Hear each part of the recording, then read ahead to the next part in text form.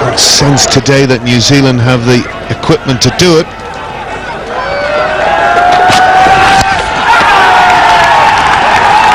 And that's gone to the boundary there. Swayed away by Mahmudullah.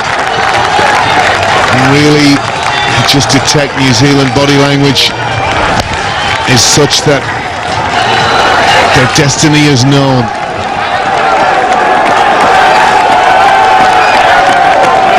Poor ball there from Matt Henry, and easily dispatched back with a square for 4 by Mahmudullah, who's quietly and calmly gone to 28 now.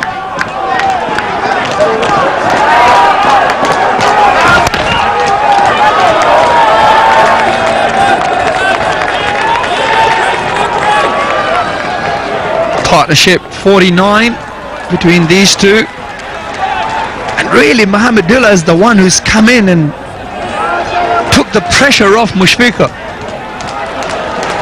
made his life a lot easier to be able to just rotate the strike because the boundaries are coming from both ends. It's again tactically something I think that's more part of the modern game. The expectation of the new batsman in Rahim is the foundation and the stability, and Mahmudullah, as you say, always taking the game to the opposition, and he's proved over the years to be very good at it.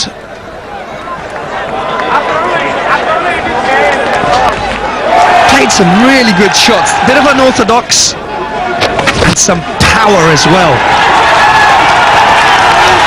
Not probably the shot of his innings.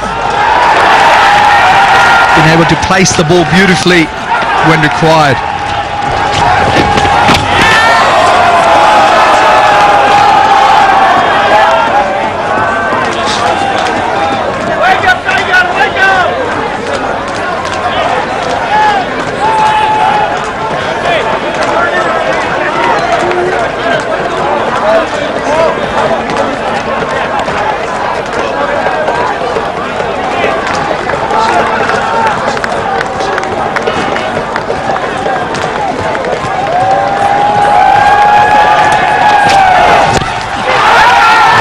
Ball has been clubbed away on the leg side. Again, that's the end of the over, the 46th, 2:49 for 5, Bangladesh.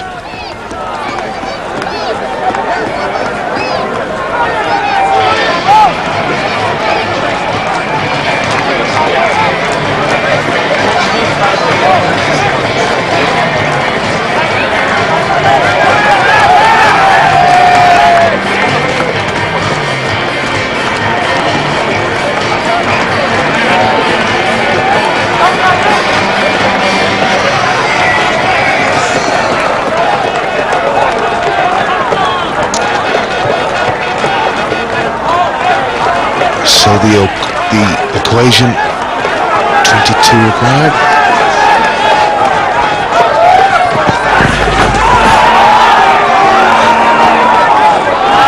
Now, interesting, Hamish Ben has obviously got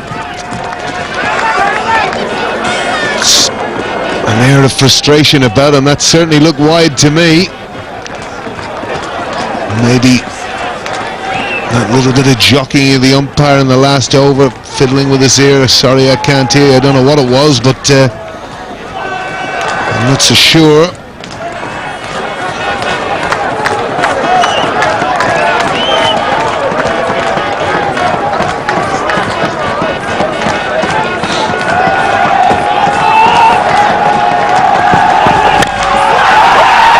It's absolutely clubbed again, and with mid-on in, it's straight over his head for 4. And the inevitable appears nigh. Oase just got it wrong, little bit too full from Hamish Bennett. Mahmudullah capitalising on it, full flourish of the bat. And I think one man who'll be very happy within the Bangladesh camp is Courtney Walsh, because his seam bowlers at the end of their innings did a terrific job for their team. Went full, Rubel in particular, 12 balls out of 12 in the block hole, with Taylor scoring heavily was a hell of an achievement.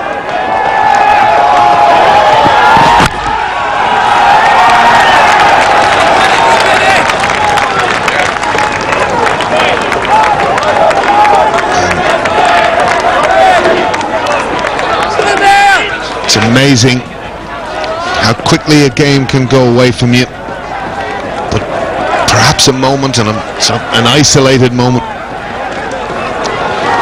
when the run out came and wickets were tumbling, Santner bowled up wide down the leg side, and you just felt momentum slipping from New Zealand. These are just little moments in a game, but for me, Bangladesh's discipline at the end was vital at a time when midway through the New Zealand innings you certainly felt a score in excess of 300 was on the table.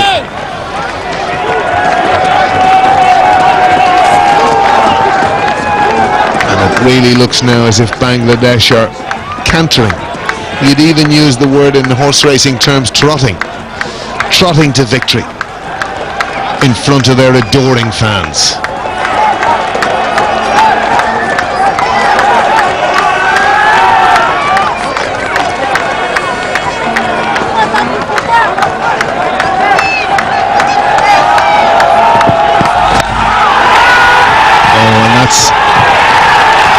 That's gone for 6, eased away on the leg side by Mahmudullah, and he really has provided a huge injection in the last 2 overs, and the end is clearly nigh, with Bangladesh needing 10 for victory here. That's a great shot from Mahmudullah, clearing the ropes easily.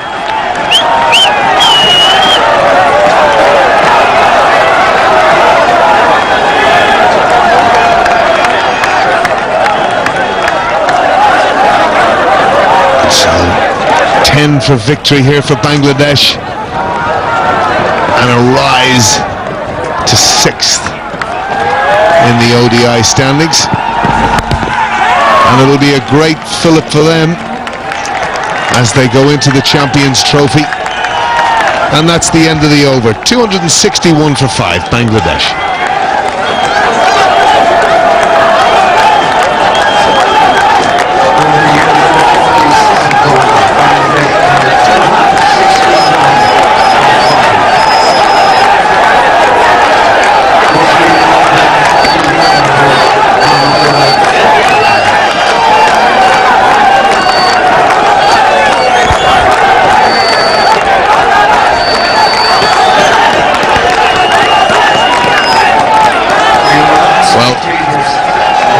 Probably not a good time to be reintroducing former New Zealand captain Jeremy Coney with his fellow countrymen 10 away from defeat here in a thrilling ODI match.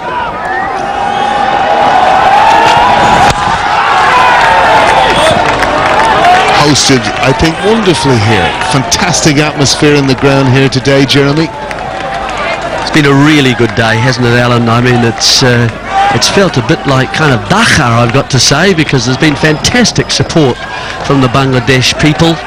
They've supported their side, the other side of the world, really, and there's plenty of them. They've made their presence felt.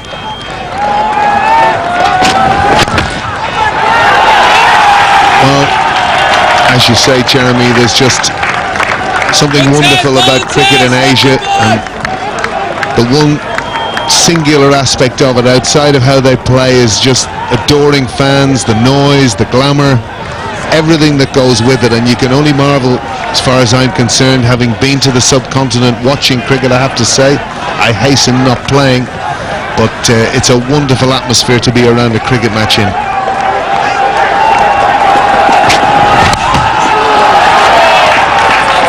Well, it shouldn't be forgotten that they've come back from the dead, Alan, really, because today, for most of that first innings, New Zealand were holding the sway.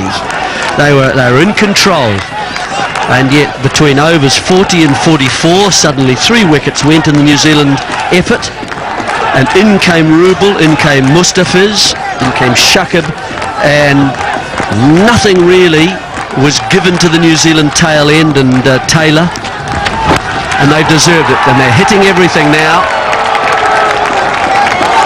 And from that moment onwards, I felt that they have been in charge of this match. New Zealand knew they were under par with the score, but they really couldn't find the performance to back it up, and Bangladesh are deserving winners today.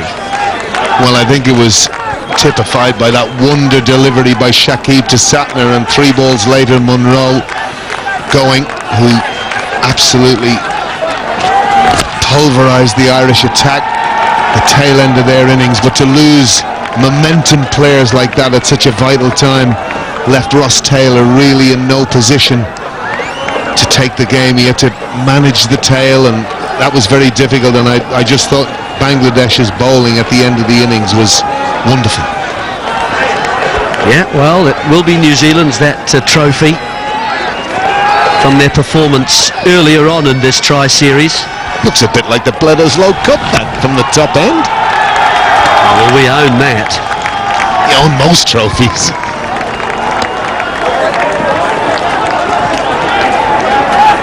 So 48 gone, 266 for 5, and now just 5 runs required from the last 2 overs of this match. It shouldn't be needed. Both these 2 players are now well set. Mahmudullah's come in and just raced away to 42 and back to Mushfiqur up.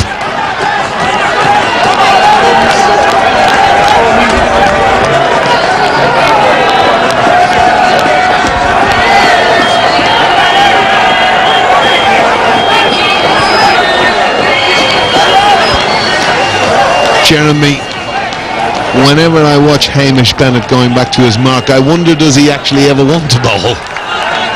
He lumbers back, but